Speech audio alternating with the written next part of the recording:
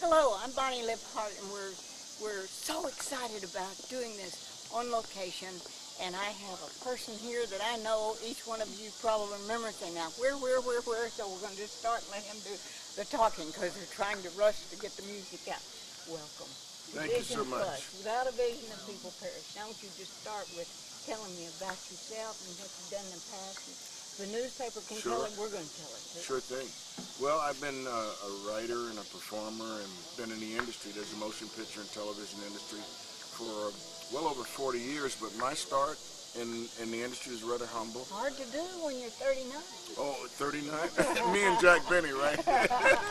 At any rate, I'm born in New Jersey, and my mom had her roots in Birmingham, Alabama, which we're not too far from being here in Athens. And I had encouragement from my mother as a child growing up. She told me, as long as you have faith in God, you can do anything you want to do. So I set my goals initially to play professional football. And after being cut from 13 football teams, including the Kansas City Chiefs twice, I realized that God had something else He wanted me to do. So the bottom line is, as I made my entree into the entertainment industry, I started as a television writer. And that was good training for me because it allowed me to see how shows are written, how they're structured, and how you keep the continuity going from week to week if you're doing a series. So by the time I began to perform in television, I had probably the best basic training you could have. But again, I never imagined that I would be involved in projects like Roots or Good Times, and most recently, or in the past couple of years, motion pictures and that. It just to me, it was a fulfillment of my mom's prophecy that if you set your goals high, you can reach anything you aspire to do. How can you help somebody that's watching that says, oh, I got that dream inside of me? My mama may not have told me I could do it, but I'm hearing it from Well, what I believe everybody's got a gift of some kind. It may not be in the entertainment industry. It may be just to be the best parent you can be and to raise the best family. And in today's world, that in itself is a major accomplishment. So I'd say believe in yourself, have faith in God first of all, because if you don't have a spiritual foundation, I don't care how much money you got or what kind of skills you got, I don't think you'll ever reach your full potential. So I just say just keep pushing. That's the main thing. And keep believing in yourself. Ask, seek, and knock. You got it. You have not because you ask not. That's right. Now, how did you meet Belinda and get her to be your... My publicist and my right-hand person. Belinda and I have a very strong spiritual bond. And actually we met in church in Los Angeles. And we got to talking, and I told her, I said, I need somebody to kind of give my career a little bit of a boost. And she was very, very, she's very, very self-driven. She's a self-starter. And we've got a relationship, a business relationship now that spans several years. So she kind of anticipates what I'm going to need and the best way to take advantage of situations. She came to me and said, listen, I met a gentleman named Gene Cash, who is the cousin of the late Johnny Cash, and he'd like to talk to you about your aspirations to continue in the country music thing. I say continue because some years ago I met Charlie Pride, many years ago in Las Vegas, and Charlie was at a high point in his career then. He invited me up on stage because he'd liked my work on television shows, and we sang a song together, Ray Charles's song of I'm Busted, and which is an appropriate song to sing in Vegas, right? So to cut to the chase, I tell you, me and Gene got along so well. They introduced me to his son and his family. I went to his house for a real small, modest barbecue. His son Eric had written a song he wanted me to try, and that'll be one of the first records we'll release called We Were Hippies. And then from there, things just kind of snowballed, and here we are in Athens talking to a beautiful TV hostess. There you go, that's right.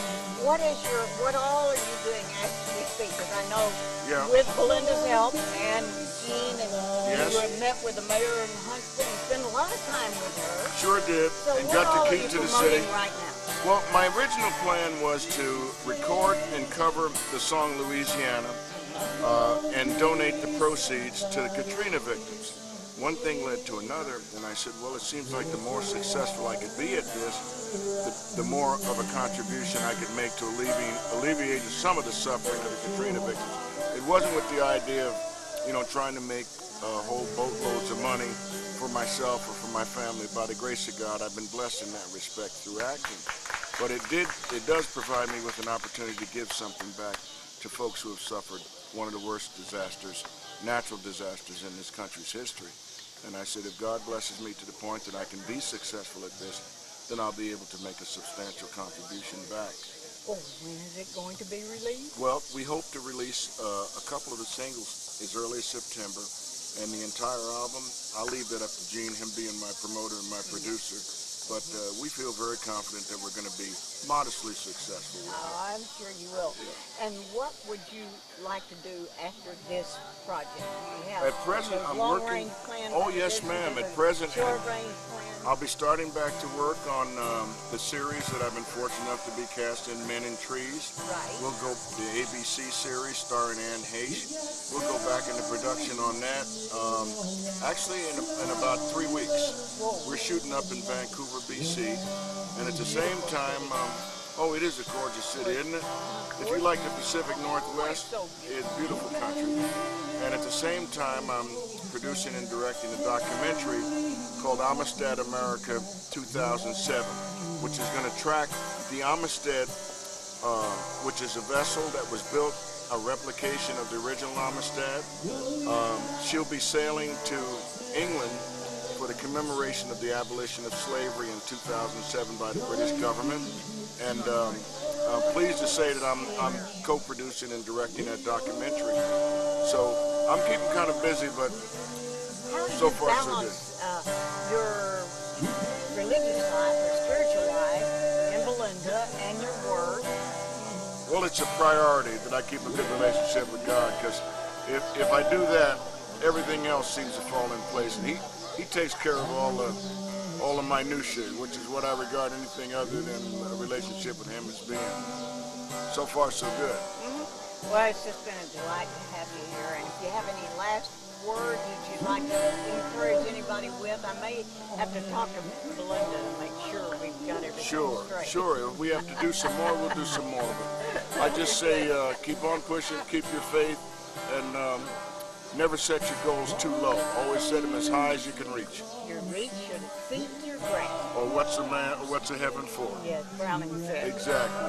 Well, I'm Thank you so much, because ma'am. I went down and helped with the Katrina victims, and I'm Yes, glad ma'am. that another person did. And I thank you very much for coming out to be with us tonight to honor us with being here. Thank you so much. I appreciate it. And Larry Garner for running camera. All right. Thank you, Larry.